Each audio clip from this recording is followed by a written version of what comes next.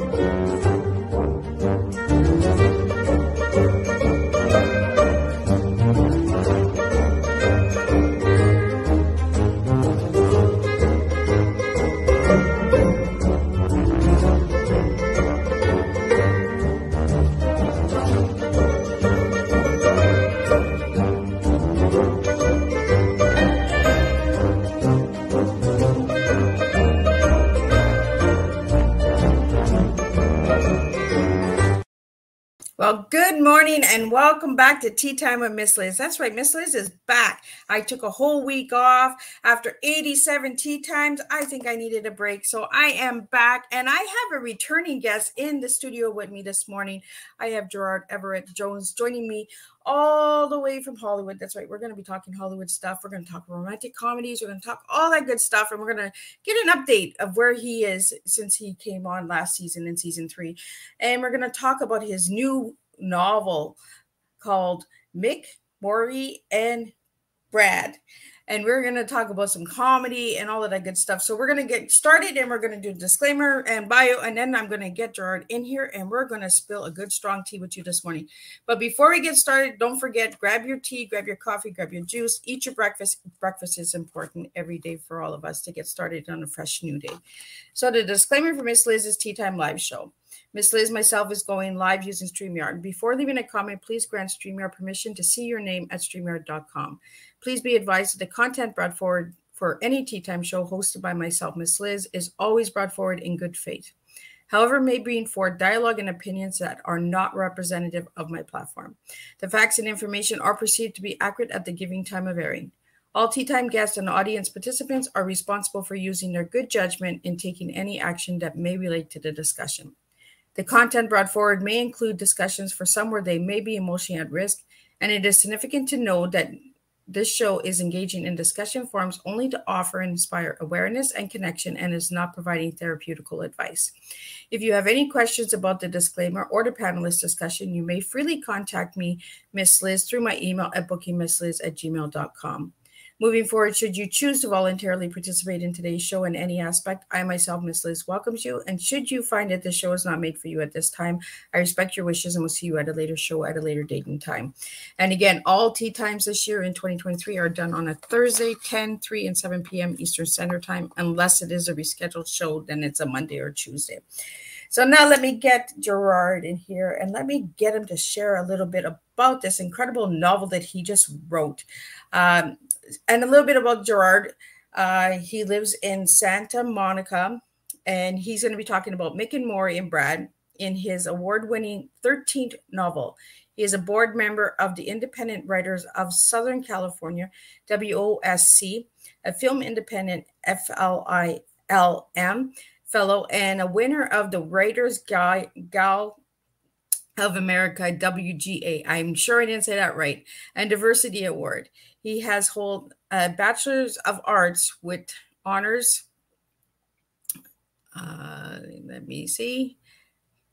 We got a little bit of glitches here. Honors from the College of Letters, Wesleyan University, where he studies under novelist Peter Boynton. And for furthermore on, Gerard, you can check out Miss Liz's Facebook page. Now, let me get Gerard in here. Let me get a sip of tea. My tongue is doing something weird again. Let's go here. Good morning, Gerard. Good morning. Good morning. You know, I listened to your disclaimer, and I will say I'm not a lawyer, but I expressly reserve the right to play one on TV. Well, that is good to know. But not during the strike. Yeah, that strike has got a lot of people. Oh, right. We're on the brink of change, certainly, and we're right on the edge of what media is, what media does, how we use it, and of course, you're right in the middle of the storm here. One might call a gentle breeze on some days, but it's, as we were discussing in the green room, things are just it's a whirlwind these days. It's changing so fast. It really is. It's moving way too fast. Like we were saying in the back room before we went live, is, you know, it's just moving fast. And I think that's what's scaring a lot of people. It's too much change at once, right? And on so many fronts, in so many aspects of our lives. And one of the things I think that we find comforting, if you will, engaging about comedy is that comedy is an attitude. Comedy is looking at the world with a kind of, it's almost a cynicism. It's almost, you know, stuff happens.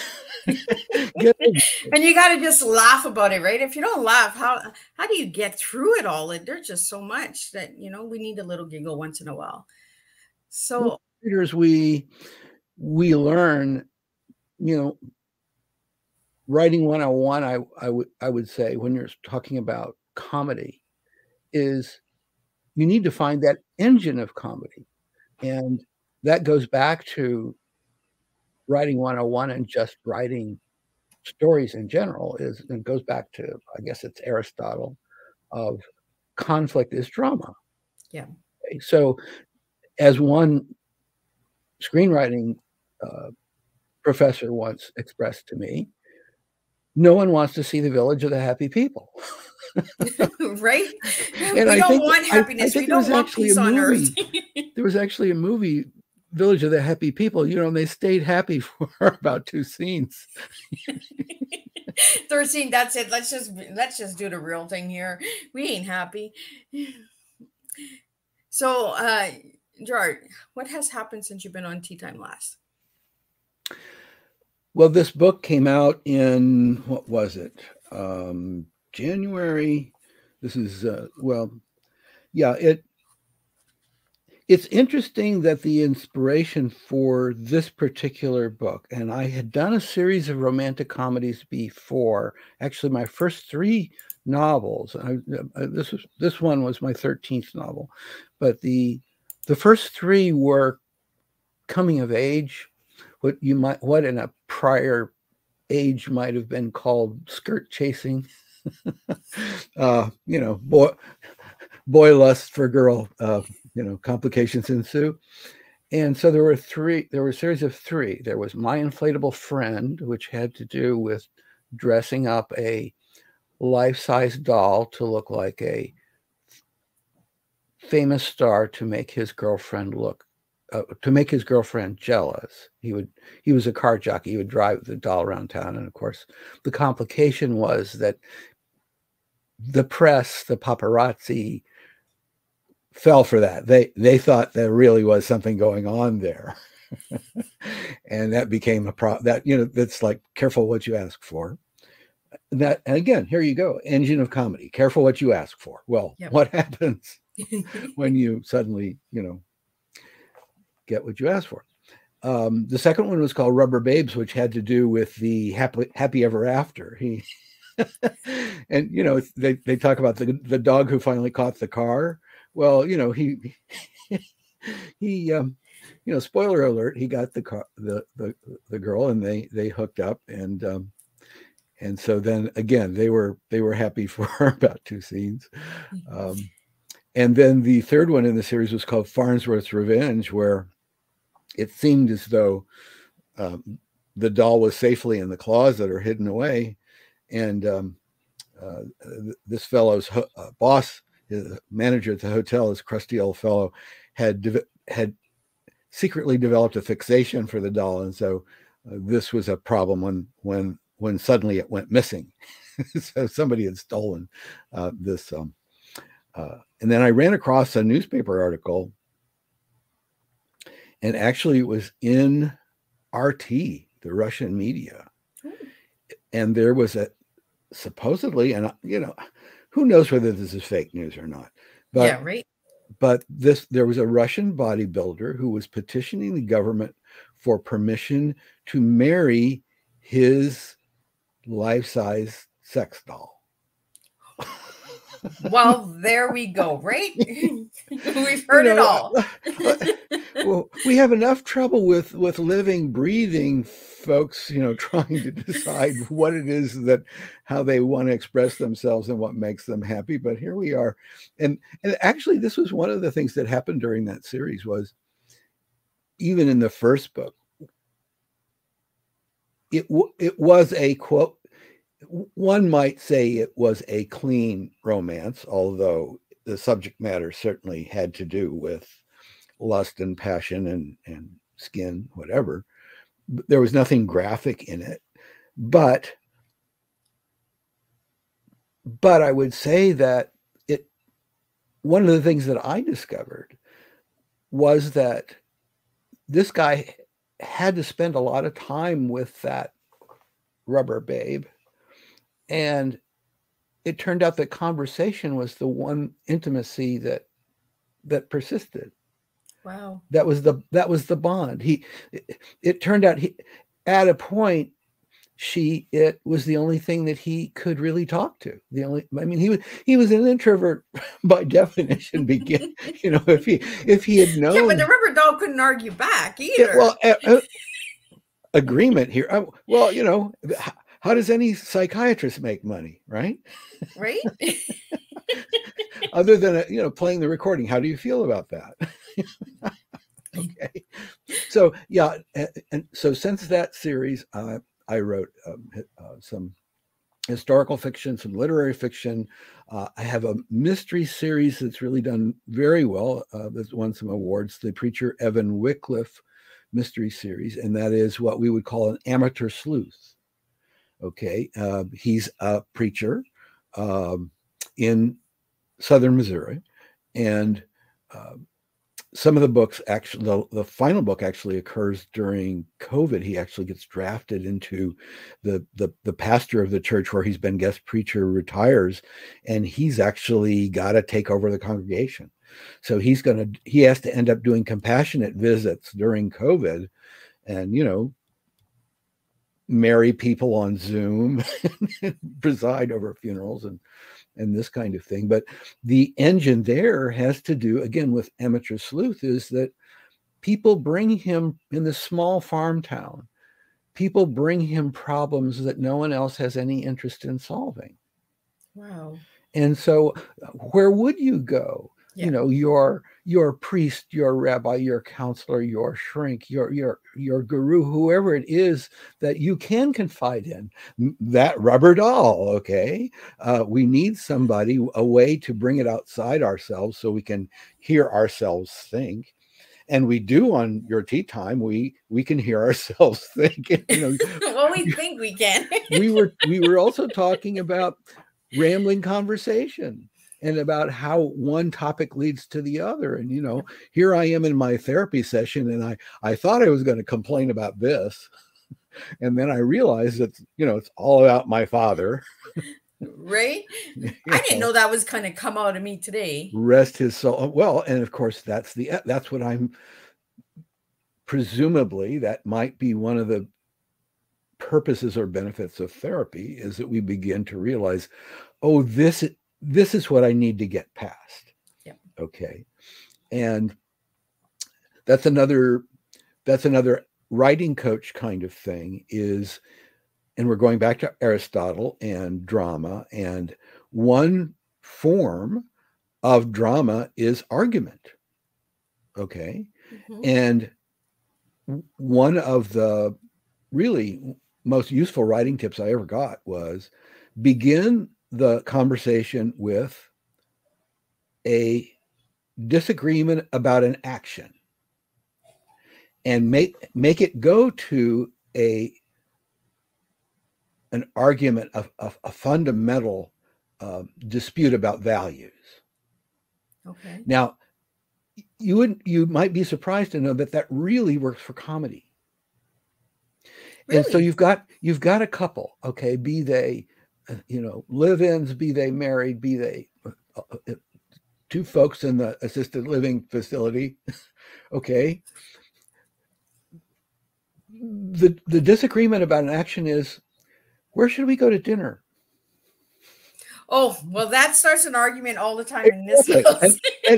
and the dispute about values at the end of the scene, when you cut to the next, is, you never loved me. Wow. Now, if you've ever been in a relationship for any length of time, you know any number of ways how to get from where shall we go to dinner to you never loved me. Along the way will be, you never listened to me, you never respected me. That is so true, because it is like that in this house too. You're a vegan, I'm a carnivore. I mean, yep. And that's another thing that's changing very fast is our diets. And what people tell us is healthy.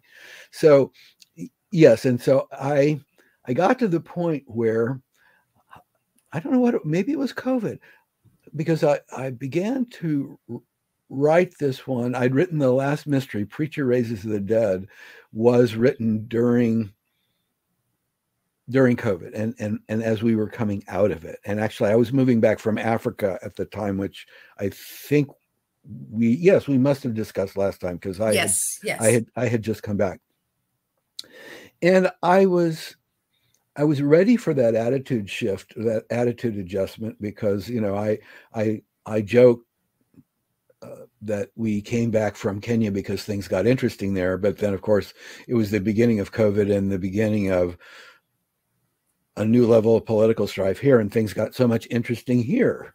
Yeah. And I don't mean that necessarily in a good way. So I definitely needed a break in the action. I needed to change my attitude. And I was watching, I really got fond again of pre-code Hollywood movies that were made in the 1930s, before there was a lot of censorship. And especially like the Lubitsch comedies, and some of the movies then that even through the code George Cukor directed, the engine of comedy between the Thin Man couple, okay, the bickering, but the friendly. These were people who had a good time being with each other. They weren't throwing things. Yeah. They weren't at each other's throats. Nobody was fantasizing about plunging a knife into the other one. It was we're enjoying life together, but how do I tell you, that dress is just that dress is horrible, and so there's that, and then there also Tracy and Hepburn. They were, I guess they were never married. They were lovers in real life, and that was when he was married, and it was a complication kind of situation, and not necessarily lighthearted at various times. But I mean, on screen, one of my favorite scenes, and it's in Adam's Rib, where they're a married couple, and they're both attorneys, and he's representing the prosecution, she's the defense, I think it is, or is, I don't really even remember maybe a divorce case, I'm not really sure, but it probably is a divorce case for the comedy. But they've got kind of a regular transaction, which is they give each other massages. Okay, and this is post code, so you've got to be kind of careful about how you shoot that. Yeah. But they've had a difficult day in court, and he's giving her a massage, and at one point he gives her a smart slap on the bum. And she says, "You meant that. You did that in anger.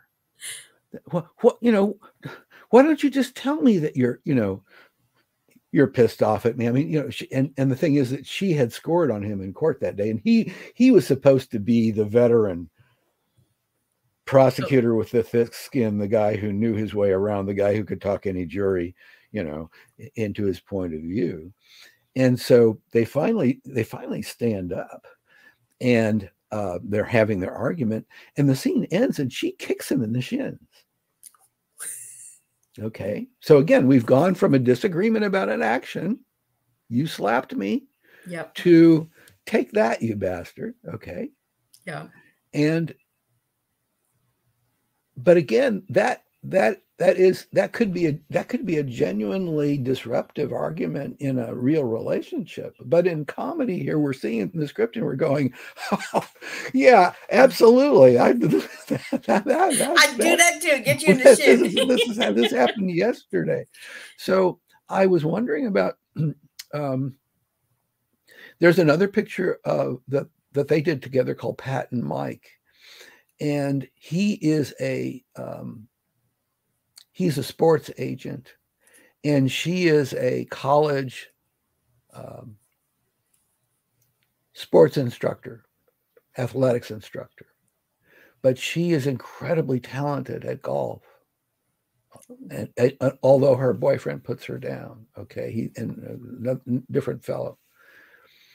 And Spencer Tracy happens to see her play golf and goes, This is a professional. This is talent. Now he manages prize fighters and horse race jockeys. You know, it's the logic of Hollywood that he thinks that he can, you know, represent somebody on the golf tour, but he begins to represent her, and I realized, here's an engine. But I began to think about, and this was a big theme with it, what do those relationships, like the relationships in the 1930s Hollywood pictures, the friendly, sexually charged, amusing relationships, what do those relationships look like in the era after Me Too, when it seems as though we just can't get along? It's like, you know, I mean, you read that disclaimer at the beginning of the show. It's like, okay, if we're going to date, do I read you? Okay, now I will always ask permission if I want to put my hand on your leg. Okay? Yep. I mean, well, back in the day, we called that flirting. Isn't there? Well, but I like you, so I'm going to touch your leg. You know, it might be unwanted, and it truly might be unwanted. But I mean, isn't it incumbent on the other person to say, okay, here's a line, I don't want you to cross it, and you know, and actually state that in some way that, you know, that is even a horny dude can understand. Okay, yeah. So I was thinking about that, and so the engine of drama comedy in this book is that Moira Halimi Joubert, who is a Moroccan American, French Moroccan American, is and back to Adam's rib, she is an attorney. She is a criminal defense attorney. So we're talking about a post-Me Too feminist who is not scared of anything, presumably. Okay, she's a fighter for a living. Okay, and yet she's number one, a very talented tennis player, because she was on the team at UCLA in college, but also she'd studied opera, and that's her real passion, you know. And we've all gone through phases in our career where, you know, this is my day job, but this is what I would rather do at my nighttime. Okay. Am I, and of course, you know, what's my tea? Am I living my passion, or am I am I helping somebody else deliver their passion? And I'm just, this is a work for hire. So after a tennis match, a rich patron lady who's been their doubles opponent, she and her boyfriend, her hedge fund boyfriend Brad, overhears Moira singing in the shower. And she says, and she's singing opera. And she realizes this is not just anybody singing in the shower. This is somebody who's really got a voice and some training. And so as she hands her the towel, she says, you should meet my friend Mick. Mick, the Hollywood agent. And I can't even go out with my friends to karaoke. I have to have a couple of drinks before I can even get on the stage. It's not that I'm afraid, but it's like I'm out of practice. I'm an amateur. And well, what I heard is not. So she goes over, decides she'll take that meeting with Mick, and there's a meet cute with Mick. And it turns out that at the agency, now this is what's called a Hollywood packaging agency. Oh. A big agency in Hollywood not only books the star, but they book the director, the producer, the music director, the choreographer, the cinematographer, anybody who they represent as part of the package that they put together and deliver to the studio or the record company or the live event promoter. And the agency is getting a piece of everybody's salary, but they're also getting a commission on the package. So this is big. That's really the power in Hollywood these days. One can talk about studios and one can talk about record companies, but really any mega picture, any $100 million picture is going to be put together by a packaging agency. Okay. And those guys are deciding, they may not pick the people from the audition, but they're going to control who's in the room for it. Okay, so if 3 stars are being put up for that lead, they're going to try to make sure that every one of those is represented by their agency. If the director is not represented by their agency, and the director wants somebody else, then okay, that's an issue. I mean, again, we're talking Hollywood politics here. Okay, so Moira gets into this meeting with Mick, and it turns out that Mick represents a really famous pop singer, a Beyonce caliber pop singer. Now, I didn't study Beyonce for this. I did a lot of study on Cher. Oh, I was going to say, did you study Beyonce? Well, but Beyonce did go through a pregnancy recently, and she had to cancel some stuff. What's happened is that Mick's client has gotten inconveniently pregnant by somebody else's husband. She has to stay secret, but she's canceled her debut, her tour debut at the Mercedes-Benz Arena in Berlin, a 17,000 seat stadium. She's canceled that appearance 9 weeks ahead of the debut, ahead of opening night. Well, it takes time to put those concerts together. That's a big thing. Okay.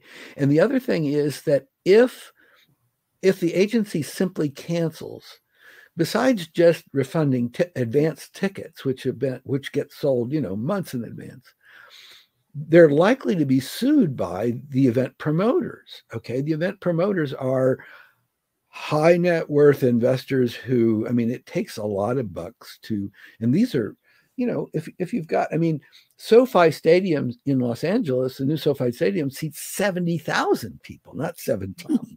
Yeah. Okay. And if you're talking about that being a sold out concert at whatever it is, a couple hundred a ticket. I don't know what they go for, but because I've been a while since I've actually, been to one. They don't go for $2.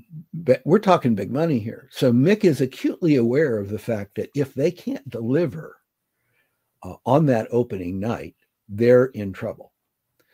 So Moira gets there, and he he hints that, well, they've got some legal issues with this situation, and she thinks that she's there as an attorney.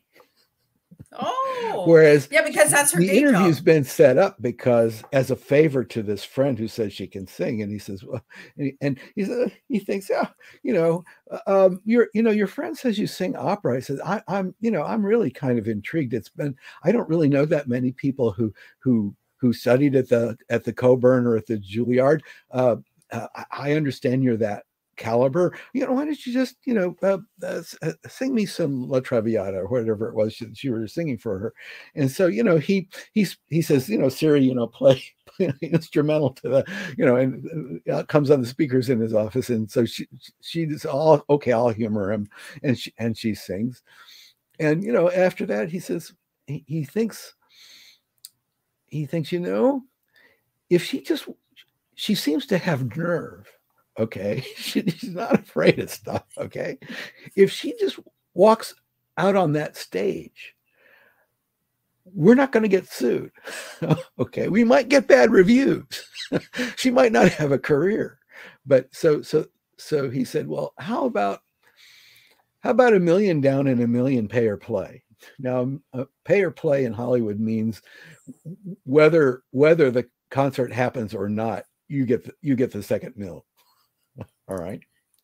So that's kind of a no risk, here's a chunk of change. She can always go back to being an attorney. It's only 9 weeks, right? So she takes the challenge. So that's the engine in this romantic comedy. And then of course, because so many romantic comedies, and again, we're talking post Me Too, so many romantic comedies, it's the billionaire boyfriend. It's even a genre, right? Yeah. And so I made Brad a billionaire boyfriend, and she'd been dating him, but he's all about calling the shots. He's the one who set up the tennis match with the fellow billionaire, the guy whose portfolio he was trying to get, and he's the one who cares what she wears in public, and he kind of respects her career as a competent attorney, but he also realizes that she may not be doing or performing her heart's desire, but frankly, his preoccupation is with the fact that number one, she's absolutely gorgeous, and number two, at these charity events that he attends, that he may be a contributor to.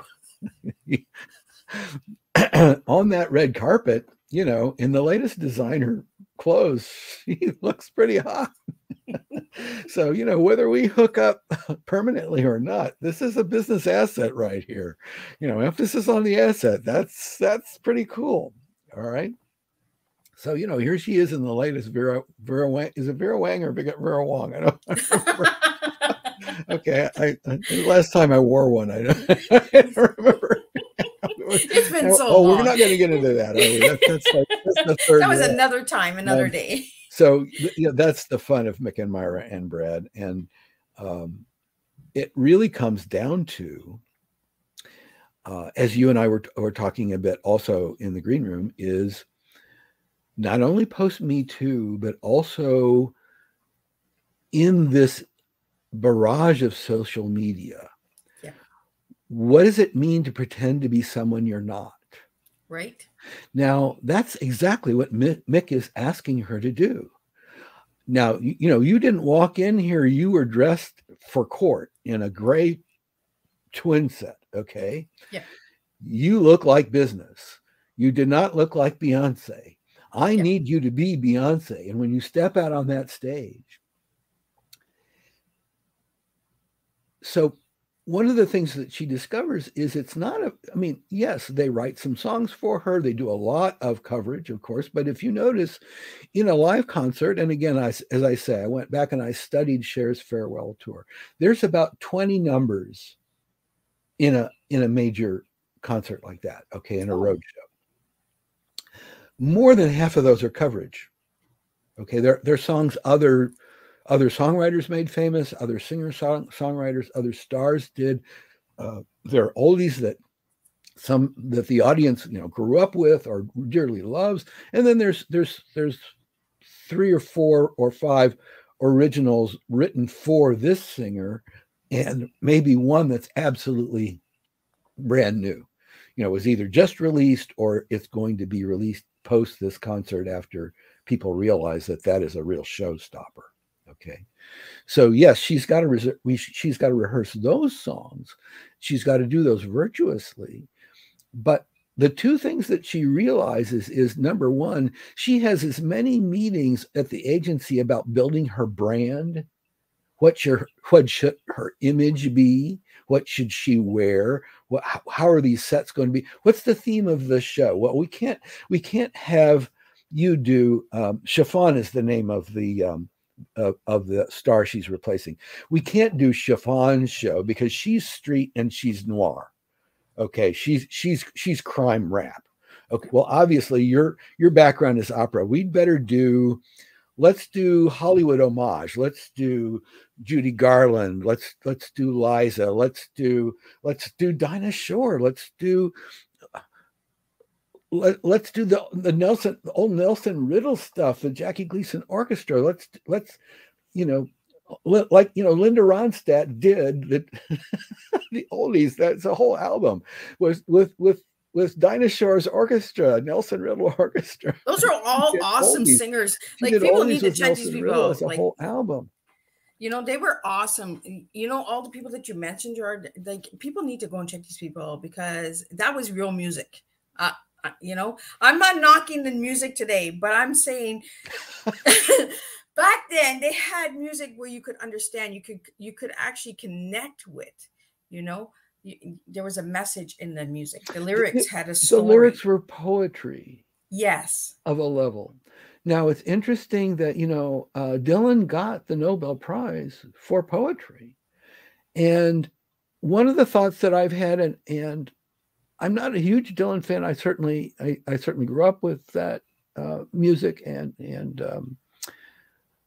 I respect that artistry, but I've often thought that I would really love for somebody today to do Dylan coverage, right?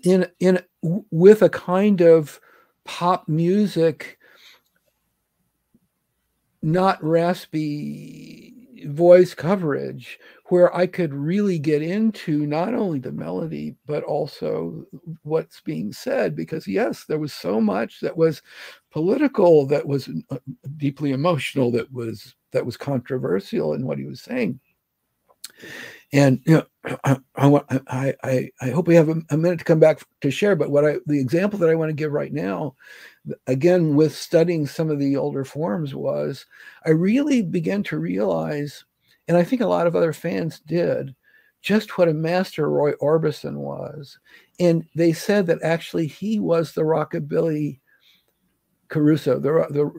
He had an operatic range, all the way from baritone to alto, and even went up into the soprano range without singing falsetto, which was a big thing during there was a lot of male falsetto singing back then. But if you go back to his wonderful concert, The Black and White Night, that was done at the Ambassador Hotel, with a stage full of other rock legends, I mean, just amazing. Elvis Costello and Bonnie Raitt and Jennifer Warnes and Katie Lang and Tom Waits. And one of the things that you realize is on stage with him is Bruce Springsteen. And Springsteen is as much a star on that stage for his guitar, for his virtuosity on the guitar, because he's wailing right along. He and Orbison are standing together and they're both wailing on the guitars. They're both finger picking, like amazing. But the amazing thing about and Springsteen also sings. He does a couple of duets with Orbison. One of the things that's amazing, looking back historically, is that this was at right after a peak of Springsteen's career, and he was an R&B country star. And on stage there, he was wearing a silk suit, Tony Lama Western boots, his hair very carefully manicured. He was looking like a Hollywood leading man from the 1950s, okay, string tie. Right after that, and I did some research, right after that, it was Springsteen's career took a plunge. And he came back. His comeback was as the Vietnam War was heating up, and as there was a whole blue-collar revolt in the United States. Suddenly, his hair grew out and was tasseled. He had some growth of beard. He was dressing in a denim suit, and his voice had dropped a range.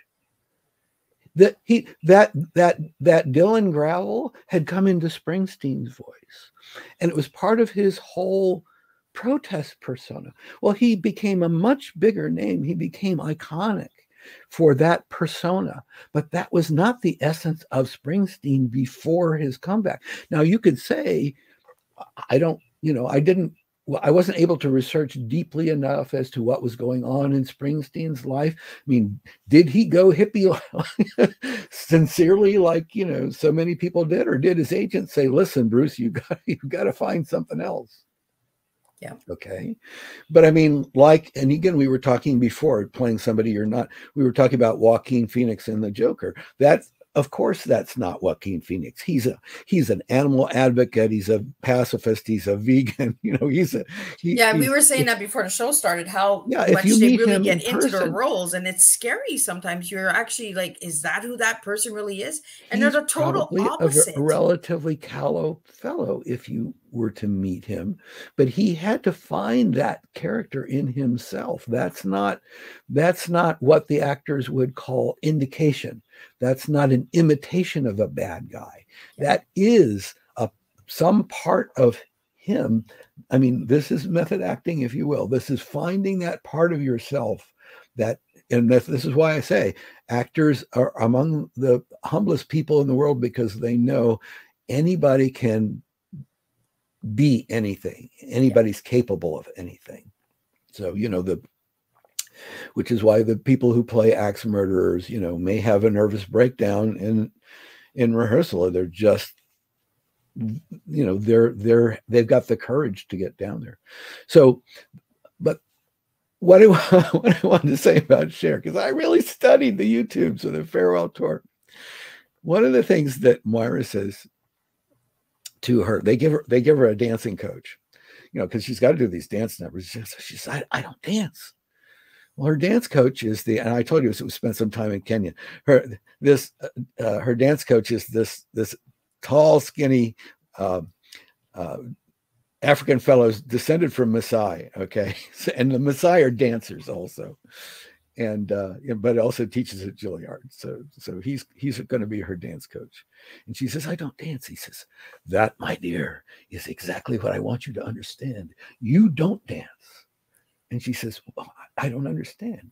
Now, if you study Cher's flamenco number in the farewell tour, the platform raises her up to like the second story above a descending staircase.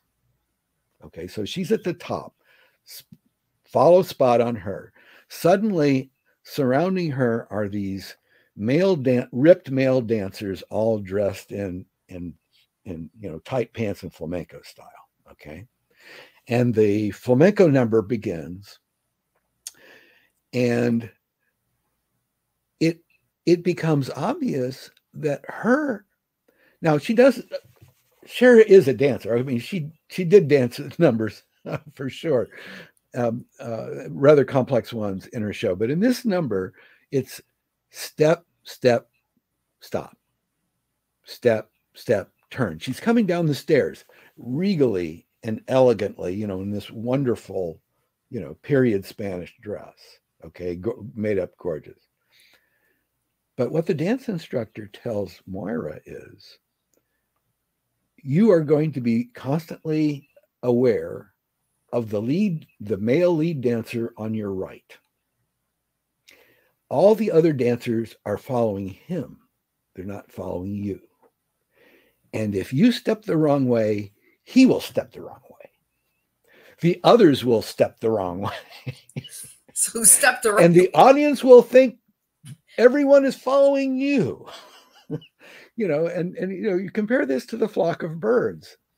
You know, you see the flock of birds, and there is no leader in the flock of birds that are flying in formation. Each bird is watching the other bird. Okay.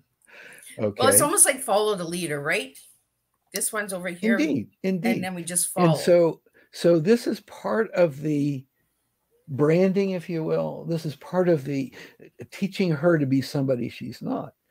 So if we're going to come back to social media, if we're going to talk about how things have changed, you know, I had an interviewer ask me the other day. Actually, it was an interview that we did from Moscow, which was all about cultural stuff. Okay, but the question, and guess what? I mean, they're doing social media like mad over there. The question was, is it ever okay to pretend you're somebody you're not? And what about Tinder? What about, you know, you're posting, the picture you're posting is, okay, this isn't your age, or this isn't your birthday that you listed there, or these are the things that you think the other person thinks you would like to do, or that they would like to do. This persona that you've created, maybe that's not you. Yeah. And the point that I had is, get over it. This is Hollywood. There's not a single actor that sends out the headshot that was shot yesterday. Exactly. Okay. And the headshot is made up. Well, they actually, you know, in actual auditions, the casting director, if anybody were ever to tell you, your agent is supposed to tell you, and especially for women, you are supposed to walk into that audition wearing no makeup whatsoever. They want to imagine painting your face. They know that they can put a wig or extensions on you. Okay. They will craft you into that brand of whatever it is the star must be in the script. But what they want to see is that essence of you that comes through in the audition. And they feel as though, I suppose you'd say the rationale is that that makeup, costuming, whatever, is a kind of a crutch. And they don't want to see you come. If you're going to play an older person, they don't want to see you hobble in with a cane. Yeah. Okay. Now, of course, there are famous Hollywood stories about actors who did dress and made themselves up in the part and supposedly nailed it. So, but I would submit these are the exceptions that prove the rule. But yes, showbiz especially is all about crafting a persona that is not necessarily yourself. It's an extension of yourself, but it is. And as authors, I have found, yes, I can talk about amateur sleuth mysteries all day long, and I can tell you about the plot hooks in the Preacher Evan Wycliffe series. But what people really want to know about the guy who wrote that series is, you wrote this guy he's a Southern Baptist, but he's kind of an agnostic. You know, he stares at in the book, you know, he's staring in the mirror, and he's like, some morning, it's not like he's questioning whether there is a God, but he might really be questioning whether God's on his side or whether God is listening. Well, I submit to you, Billy Graham notwithstanding, there isn't a minister or a rabbi or a religious leader anywhere on the planet who doesn't have days of doubt. Yeah. Okay. And so to the extent that we all do, to the extent that people know that about me. Now, you know, I was raised as a Southern Baptist. I was, and my people were from Southern Missouri. They were basically farmers going back a couple of generations. You know, I'm very much a city guy. I went to a Eastern liberal, you know, little Ivy League college where actually it was all men the last year I was there. I thought it was going to be like a monastery, you know, I'd be hidden from temptation. Not, didn't work. Not. Didn't work. And, you know, that was the, I'm dating myself, but that was the Vietnam War. You know, I spent some, I studied in France for a year, picked up some broken French. And before I left, you know, we were all wearing, you know, blazers and striped ties. I come back and everybody's in torn jeans and, you know, tie-dyed shirts and their hair had grown. And, you know, they're smoking weed. And it's like, this is not the college that I left. Yep. Because see, actually that during that time, that was 1968. That was when there were student riots in Paris. I lived through that. I did not participate in them because it wasn't because I didn't identify with the people who were in the street. I didn't necessarily agree with violence, but I just selfishly didn't want my passport revoked. Yeah. Okay. So I witnessed all that, but I mean, that was a revolution of a different order. Okay. That student riot was not about the Vietnam War.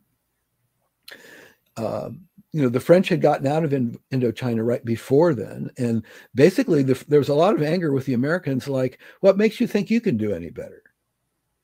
Okay, there was a lot of resentment there. I mean, it wasn't necessarily really popular to be an American there, although the old, by the way, our money's in your pocket kind of thing, that works. I mean, yeah. I had one book of traveler's checks when I went there, and that was my father's strict instruction: is you're not to spend a dime more than what's in that book. And actually, you know, the meals at the student restaurants cost the equivalent of 20 cents. So it was a time to be an impoverished student, if you will. And I did definitely have that experience. But no, the student rights in Paris were about very much what's going on in the university admissions controversy these days. Was, even back then, that had been the tradition in the French university system, that the aristos, and the class divisions in France go back generations. You know, the landed gentry. I mean, those are the people that have the estates, the people with privilege, the people with money. And yeah, everybody knows that this particular family, and they're all written in a book someplace, they've got it, you know, they're just this side of royalty. Okay. Well, the students from those families typically would go right into the engineering program, for example. They would, I wouldn't say fake their way through, but they didn't necessarily have to work hard at university. They get out, and you know, suddenly they're a vice president at Peugeot. And that was the objection, was that they wanted college admissions to be more of a level playing field, more access for what they would call the proletariat, and for not only for the university demographics to open up, but for society to open up.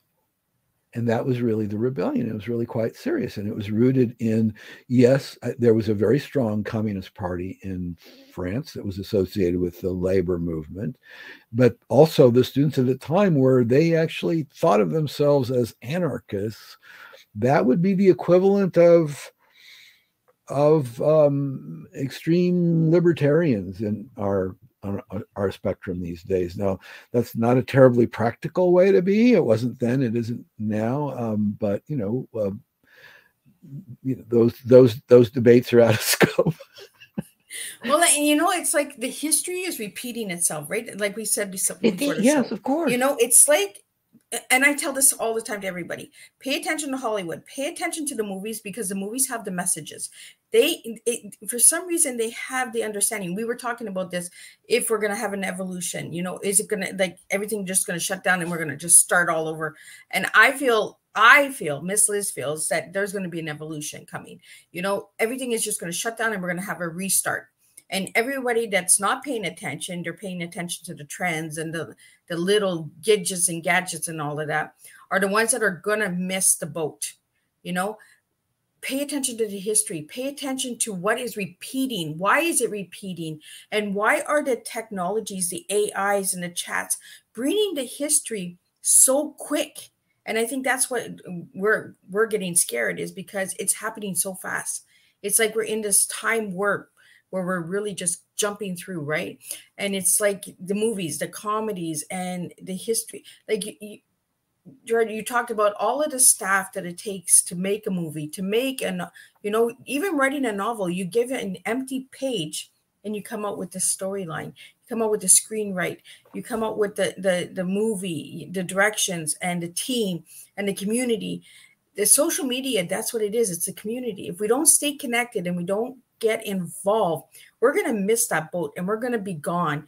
And there's not going to be any understanding of what's coming next, and I think that's where the evolution is going to come in, and people are going to be afraid because it's going to happen so fast. It's going to be like a snap of a finger. It's just like light, camera, action. Let's go. And a lot of people that are not paying attention are going to be like, whoa, what did I miss? Yeah. Pay attention. Pay attention to Hollywood. As much as it's the makeup going, and like you said, when you go in for an audition, they want a blank slate. They want to know what they can work with.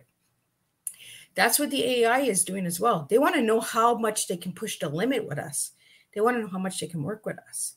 And like with movies and romantic comedies, like you said, start with an argument. If you don't start with an argument, where do you go? Where can you get that little humor or joke or whatever? Gerard, during this hour, you shared so much information about the past and the history and all of that. And I want to thank you for sharing all of that and sharing this book. So everybody who wants to go and grab this book, let's get to where they can grab this book, because I know there it is. Because I know Gerard has to skip out. He's gonna leave me soon. So mirror image. Let's see. We gotta get this. We gotta get this right. But I really want to thank you for sharing that, Gerard, with us, and sharing the history of understanding the process of putting things together. There's so many steps that people don't pay attention to.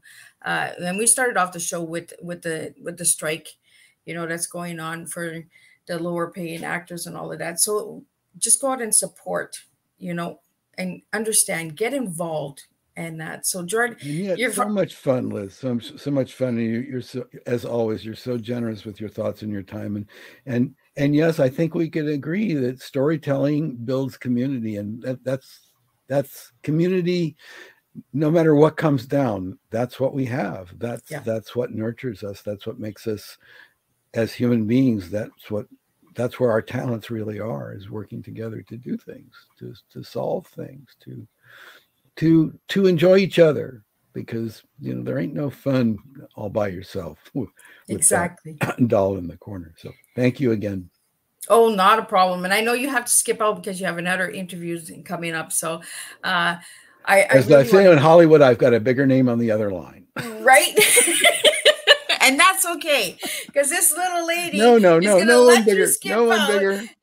And I really enjoy having you come back, because it is your second time on Tea Time. So I really got to see where you were from the last time I see you. Oh, well, next time we'll have to talk about that, because I know I said Orange Pico and that's the wrong answer. No, that's not the wrong answer. But for you, it's a good one. Thank you, Liz. Not a problem. So again, everybody who would like to know more about Gerard's books and all of that, check out his website. It is listed there, GeraldEverettJones.com. And I always love when my guests come back and give me an update in person instead of me just doing a write-up on my page for all of you out there. I want to thank all the supporters and that who have tuned in and supported Miss Liz over the last year and the last 3 other seasons. If you want to see Gerard's other Tea Time, he was on season 3. And he spoke about the preacher. Let me just grab it here. Preacher Fakes a Miracle, I believe he was on in season 3. So we talked about the Preacher series, and he talked a little bit about that today on Tea Time. So I will be back at 3 p.m. Eastern Standard Time with G. Scott Grams, who will be coming in and talking about being proud of yourself and just being a good leader. We're going to talk about a bunch of little different things in there. So tune in and join me at 3 p.m. Eastern Standard Time, at 7 p.m. Tonight, I will have Michael Clark coming in, and he'll be talking about horror stories. So we're going to be all today in the United States of America. Miss Liz is in Canada, so we are in 2 countries. But today, all of my strong men are in the United States. So tune in, and I'll see you all at 3 p.m. Eastern Standard Time for the second tea time of July 27th.